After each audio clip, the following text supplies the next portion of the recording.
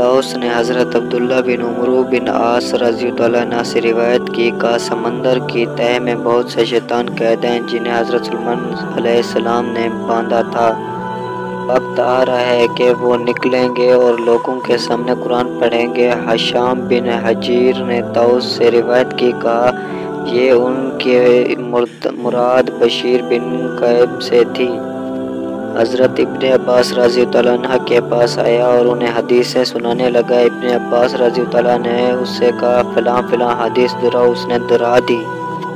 پھر ان کے سامنے حدیث بیان کی۔ انہوں نے اس سے کہا فلاں حدیث دوبارہ سناؤ۔ اس نے ان کے سامنے دہرائی۔